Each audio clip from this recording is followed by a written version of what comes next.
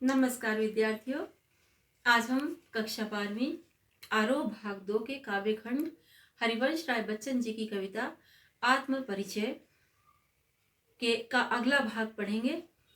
जो पहले भाग में हमने 4 पद पढ़े थे, आज 5वां पद शुरू करती हूँ। देखिए कवि क्या कहते हैं। 5वां पद है, मैं यौवन का उन्माद लिए फिरता हूँ, उन्मादों में अवसाद लिए फिरता हूँ, जो मुझको बाहर हंसा रुलाती है भीतर, मैं हाय किसी की याद लिए फिरता हूँ।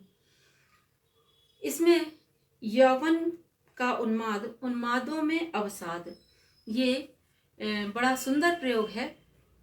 बहुत सुंदर भावनाएं व्यक्त की हैं कवि ने। यौवन का उन्माद मतलब जवानी का नशा, जवानी का पागलपन, जवानी का दीवानापन। मैं यौवन का उन्माद लिए फिरता हूँ। कवि कहते हैं मेरे हृदय में जवानी का पागलपन, उसका उन्माद, दीवानापन सवार है, और मैं अपनी प्रेयसी की याद में ही इस संसार में विचरता रहता हूँ। तो यौवन का उन्माद मतलब दीवानों की तरह मैं अपने यौवन के दीवानेपन के साथ मैं इस संसार में अपनी प्रेयसी की याद में विचरण करता हूँ। उन्मादों में अवसाद लिए फिरता हूँ। अवसाद यानी निराशा, डिप्रेशन। कहते हैं कि मेरी दीवानगी मुझे हर पल सताती है और हर पल मुझे निराशा से, अवसाद से भर देती है। तो उन्मादों में अवसाद लिए फिरता हूँ, यद्यपि मेरे हृदय में जवानी का पागलपन, दीवानापन सवार है, और मैं अपनी प्रेयसी की यादों में खोकर इस संसार में दीवानों की तरह जी रहा हूँ। लेकिन इसके बावजूद भी जब मेरी उससे मुलाकात नहीं हो पाती है और सिर्फ उसकी यादें ही मुझे सताती हैं, तो मैं कई बार निराशा से भर जाता हूँ। लेकिन और यही निराशा मुझे अवसाद में डाल देती है। आगे कवि कहते हैं जो मुझको बाहर हंसा, बाहर से तो मैं हंसता रहता हूँ, खुश दिखाई देता हूँ, रुलाती है भीतर, और लेकिन भीतर ही भीतर मेरा हृदय रुदन करता रहता है, रोता रहता है।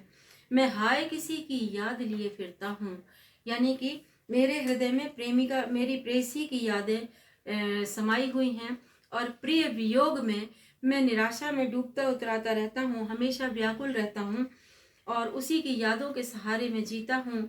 दुनिया के लिए तो मैं मेरे हृदय में प्रेमिका की ऐसी यादें समाई हुई हैं कि दुनिया के लिए तो मैं बाहर से हंसता रहता हूँ, नॉर्मल रहता हूँ और जीवन में के कर्तव्यों का पालन करता रहता हूँ, लेकिन अंदर ही अंदर मेरा हृदय उसके वियोग में रोता रहता है।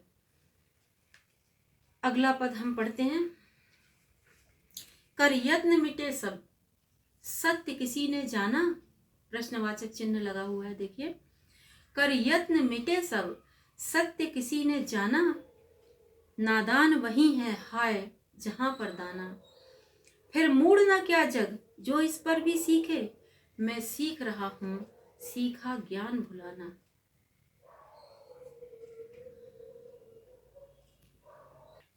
पहली लाइन का अर्थ देखते हैं। कर यत्न मिटे सब, सत्य किसी ने जाना। कवि कहते हैं इस संसार के लोगों ने सत्य को जानने की बहुत कोशिश की, लेकिन कोई भी सत्य को नहीं जान सका। जीवन का सत्य क्या है बहुत लोगों ने खोजा, पर कोई भी इसे जान नहीं पाया, समझ नहीं पाया। इसलिए ये संसार कदम कदम पर नादानी करता है। क्या नादानी करता है? नादान वही है हाय जहां पर दाना। ये संसार कदम कदम पर नादानी करता है। इस संसार में लोगों को जहां भी धन, वैभव, विलासिता, भौतिक सुख साधन मिलते हैं, वहीं पर ये उसे भोगने बैठ जाता है, वहीं आकर्षित होता है और दाना चुगने लगता। दाना चुगना मतलब इनका भोग करना। तो नादान वही है हाय जहां पर दाना। तो नादान लोग, ये संसार नादानी पे नादानी करता जा रहा है, और जहां भी इसे धन, वैभव, विलासिता और भौतिक सुख साधन की सामग्री मिलती है, ये वहीं पर सुख चैन से अपना जीवन जीने लगता है और भोग विलासिता में रम जाता है, दाना चुगने बैठ जाता है। फिर मूड ना क्या जग जो इस पर भी सीखे। लोग भूल जाते हैं कि वो सांसारिक बंधनों में बंध रहे हैं, सांसारिक मोह माया में लिप्त हो रहे हैं। कवि कहते हैं कि इस नादानी को देखकर भी फिर मूढ़ न क्या जग जो इस पर भी सीखे। इसके बावजूद भी वो नहीं समझते। कवि कहते हैं मैं ऐसे संसार को मूर्ख नहीं कहूं तो क्या कहूं, मूढ़ यानी मूर्ख। मैं ऐसे संसार को मूर्ख नहीं कहूं तो क्या कहूं कि सांसारिक बंधनों में उलझते चले जाते हैं। तो मैं तो ऐसे संसार को मूर्ख ही समझता हूं जो इतना कुछ सहने के बाद भी सांसारिक बंधनों से मुक्त नहीं हो पाते हैं और जीवन के सत्य को जान नहीं पाते हैं। मैं सीख रहा हूँ सीखा ज्ञान भुलाना। कवि कहते हैं मैं तो इस नादानी को समझ गया हूँ और इसीलिए मैं इस सीखे हुए पाठ को भी भूलना चाहता हूँ। यानी कि जितनी सांसारिकता मैंने सीख ली है मैं तो उसे भी भुला देना चाहता हूँ और मैं बिल्कुल निर्मल हृदय से सिर्फ और सिर्फ इस संसार में प्रेम की मस्ती में जीना चाहता हूँ और मुझे इस दुनिया से कोई सरोकार नहीं है। मैं और जग और कहाँ का नाता। मैं और जग और, समझिएगा, मैं और जग और कहाँ का नाता। मैं बना बना कितने जग रोज मिटाता। जग जिस पृथ्वी पर जोड़ा करता वैभव, मैं प्रति पग से उस पृथ्वी को ठुकराता। कवि कहते हैं मैं तो कुछ और ही हूं और जग और ये संसार कुछ और है। मैं दुनियादारी से हटकर एक भावुक कवि हूं और ये दुनिया सांसारिक छल प्रपंचों से परिपूर्ण, मोह माया से परिपूर्ण दुनिया है। तो मैं और जग और कहाँ का नाता। मेरा और इस दुनिया का कोई मेल नहीं है। मैं दुनियादारी से हटकर, संसार के चाल चलन से हटकर एक भावुक कवि हूं क्योंकि मैं भावना को महत्व देता हूं। तो मैं और जग और, ये ध्यान दीजिएगा, ये भाव सौंदर्य में अक्सर आता है ये पद। तो मैं और जग और कहाँ का नाता। मेरा इस दुनिया से कैसा नाता हो सकता है क्योंकि मैं तो दुनियादारी से हटकर एक भावुक कवि हूँ, भावना को महत्व देता हूँ, संसार के चाल चलन से बिल्कुल दूर हूँ, बिल्कुल हटकर हूँ। संसारी लोग तो इस दुनियादारी को निभाने में लगे हुए हैं और मेरा इस संसार से कोई मेल नहीं है। अगली लाइन देखते हैं। मैं बना बना कितने जग रोज मिटाता। ये संसार दुनियादारी निभाने में लगा हुआ है और मैं ऐसे न जाने कितने संसार प्रतिपल अपनी लेखनी से, अपनी कविताओं में बनाता हूं और पसंद न आने पर उन्हें मिटा देता हूं। मैं सपनों का संसार बनाता हूं। मैं अपनी लेखनी से ऐसे न जाने कितने संसारों की रचना करता हूं और मुझे पसंद नहीं आते तो मैं उन्हें मिटा भी डालता हूं। तो मैं बना बना कितने जग रोज मिटाता। जग जिस पृथ्वी पर जोड़ा करता वैभव, ये संसार जिस धन वैभव को जोड़ने में लगा हुआ है। जग जिस पृथ्वी पर जोड़ा करता वैभव, जग यानी ये संसार। हम इस पृथ्वी पर रहते हुए अपने अपने संसार की रचना करते हैं, अपने अपने संसार में सारे वैभव, धन, विलासिता और भौतिक सुख साधन की सामग्री को एकत्रित करने में लगे रहते हैं जीवन पर्यंत और वैभव जोड़ने में लगे रहते हैं। कवि कहते हैं कि मैं उस पृथ्वी को प्रतिपग पर उस पृथ्वी को ठुकराता। मैं ऐसे सुखों को, ऐसी सांसारिकता को, ऐसी वैभव विलासिता को हर कदम पर ठोकर मारता हूँ। तो मैं कदम कदम पर ऐसी पृथ्वी को ठुकराता हूँ, ऐसे संसार को ठुकराता हूँ जो केवल धन और वैभव जोड़ता रहता है और इसी में जीवन का आनंद समझता है, इसी में जीवन की पूर्णता समझता है। जबकि मेरे लिए तो ऐसा वैभवपूर्ण धनी संसार जिसमें प्रेम ना हो, मेरे लिए ऐसा संसार शून्य के समान है, नगण्य है। इसलिए मैं ऐसे संसार को कदम कदम पर ठोकर मारता हूँ। अगला पद देखते हैं। मैं निज रोदन में राग लिए फिरता हूँ, शीतल वाणी में आग लिए फिरता हूँ जिस पर भूपों के प्रासाद निछावर, मैं वह खंडहर का भाग लिए फिरता हूँ। रोदन, देखिए कितना सुंदर प्रयोग है। रोदन में राग, शीतल वाणी में आग, ये दोनों विरोधाभास मूलक शब्द हैं, दोनों में विरोधाभासी भाव हैं। रोदन में राग यानी रोने के साथ गाना, और शीतलता में आग, ये दोनों ही विरोधी शब्द हैं। बहुत ही सुंदर प्रयोग कवि ने किया है। कहते हैं कि मेरे स्वर में रुदन है, निराशा है। निज रोदन यानी मेरा रुदन, मेरा रोना, मेरी निराशा।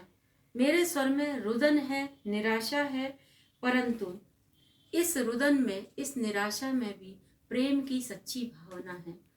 मैं निज रोदन में राग लिए फिरता हूँ। मैं अपने प्रिय के वियोग में, विरोह में, विरह में जो भी लिखता हूँ वो गीतों में परिवर्तित हो जाता है, रागों में ढाल कर गाया जाता है। तो मेरे तो उस रुदन में, उस पीड़ा में, उस निराशा में भी राग छुपा हुआ है, गीत छुपे हुए हैं। तो जिनको ये संसार, जिनको रोदन समझता है, उसमें मेरे अनेक गीत छुपे हुए हैं। इसके बाद कवि कहते हैं कि शीतल वाणी में आग लिए फिरता हूँ। यद्यपि मेरी वाणी बहुत शीतल है, कोमल है, लेकिन इसके बाद भी उस शीतलता में प्रेम की ऊष्मा है, प्रेम की ऊर्जा है, प्रेम का ताप है। तो शीतल वाणी में आग लिए फिरता हूँ।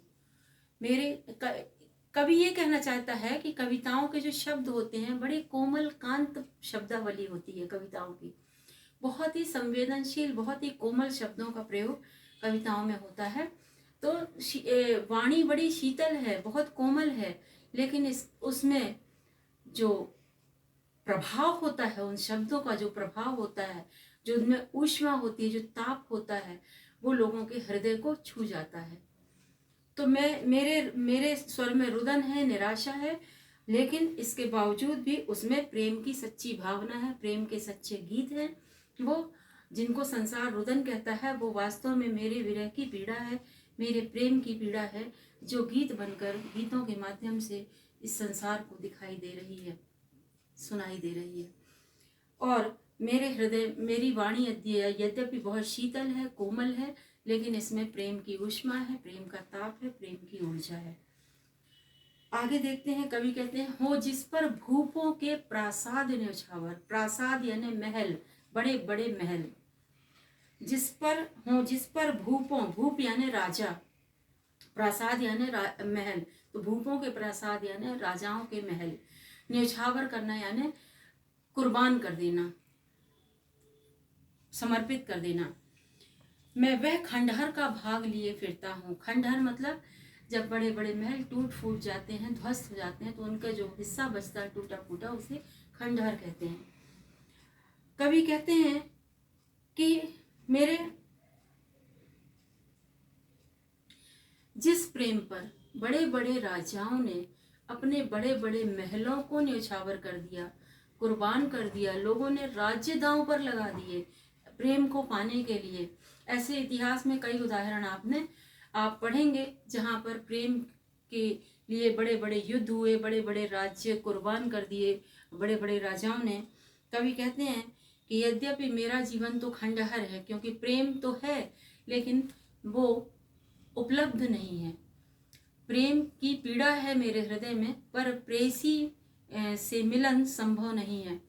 तो मैं खंडहर हूँ, यद्यपि मैं खंडहर हूँ, फिर भी इसमें गहरा आकर्षण है।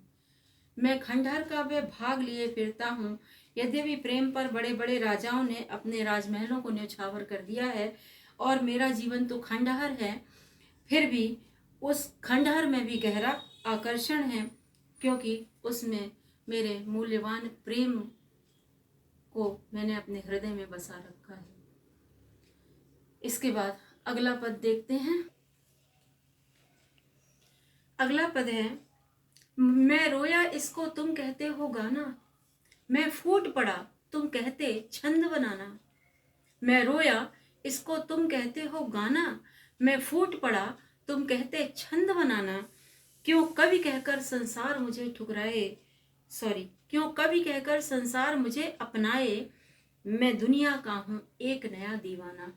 कवि कहते हैं कि मैं रोया, जिसे तुम मेरा गाना समझते हो ना, मैं रोया इसको तुम कहते हो गाना, जिसको तुम मेरा गाना समझते हो, मेरे गीत समझते हो, वास्तव में वह मेरे हृदय की वेदना है, मेरे हृदय की पीड़ा है, मेरे रुदन में प्रेम की निराशा है, प्रेम की व्याकुलता है, विरह की पीड़ा है। और इसे तुम क्या कहते हो?